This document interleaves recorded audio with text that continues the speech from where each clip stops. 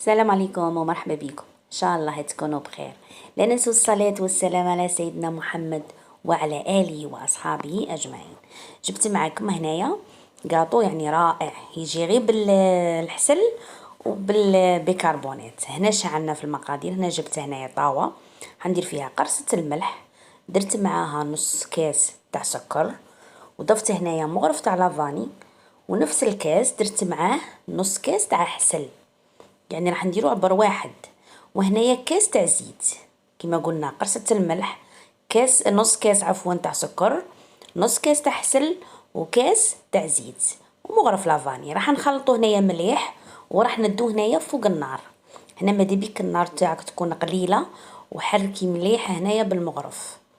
نحركو غايه يعني ما نحبسوش حتى يتبدل اللون تاعه، باش نديرو له بيكربونات. هنايا بعد ما بغى يطبخ معايا شويه درت له مغرفه صغيره تاع بيكربونات. هنايا نبدو يعني بيكربونات تاع الكاطو. هنايا نبدو نخلطو مليح. شوفوا كيفاش راه هنايا يطلع معايا يفيض.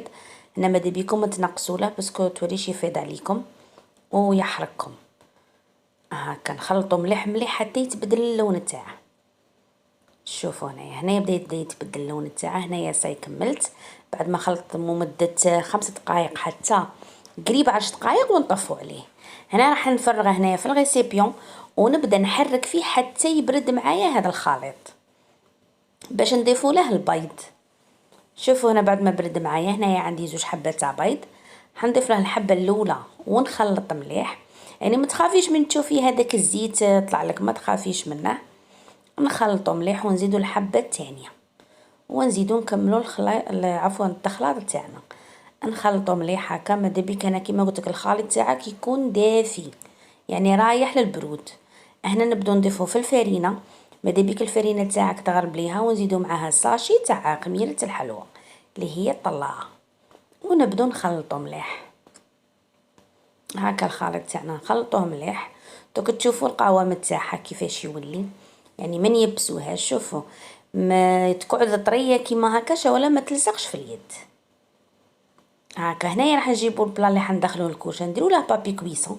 ديري شويه يعني زيت شويه في يدك وبديت تمشي في العجينه تاعك هنايا في البلا اللي راح تدخلي الكوشه. انا البلا تاعي 30 سنتيم على 40. فوالا كيما هاك. نبدو نمشو فيها مليح، نمشوها غايه. ومن بعد كي نجيبوا السباتول ونبدو نسقموا لها في السطح تاعنا كيما هكا. يعني من هاد الحلوى تاعنا نسقموا لها السطح تاعها من الفوق. وانا ديجا الكوشه تاعي راهي تشعل، وندخلوها في الكوشه حتى طيب. يعني ما راحش تشد معنا وقت بزاف، كل وحده والفوليم تاع الكوشه تاعها. هاك انا درتها في الرف الفوقاني. هنايا نجيبوا فرشيطه ونبدو نثقبوا فيها باش ما تخمرش معانا، باش تجينا على مستوى واحد. راح ندخلوها هنايا في الفرن كما قلت لكم. وهنايا بعد ما طابت ها هو القوام تاعها، يعني شوفوا لا كولور تاعها. هنا شويه الاضاءه راهي كي والو ما بانتش معكم. هنايا قلبتها وعاودت قلبتها وقلعت لها كاع هذوك الاطراف، لكن شويه شويه انشقت معايا. لكن معليش غادي كلشي يدرك هذوك. وهنايا درت لها المربى المشماش من الفوق كونفيتور، نمشوها مليح. وهنايا هذوك الاطراف تاعها درتهم في الاشواغ وطحنتهم.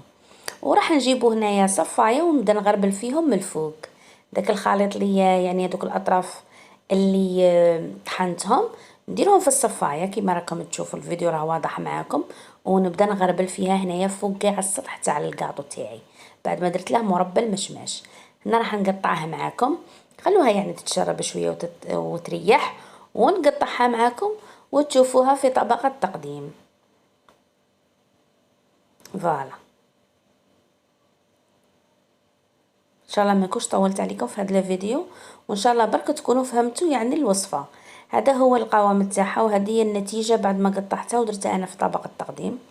شوفوا يعني الكود تاعها والمنظر تاعها يجي رائع ما شاء الله. وماشي يعني ما تشدش معكم الوقت. هذه الوصفه سريعه. اتمنى ان شاء الله تكون عجبتكم. وإلا عجبكم هذا الفيديو ما تنسوش الجيم والاشتراك في القناه كي يصلكم كل جديد. بارطاجوا هذه الوصفه مع احبابكم.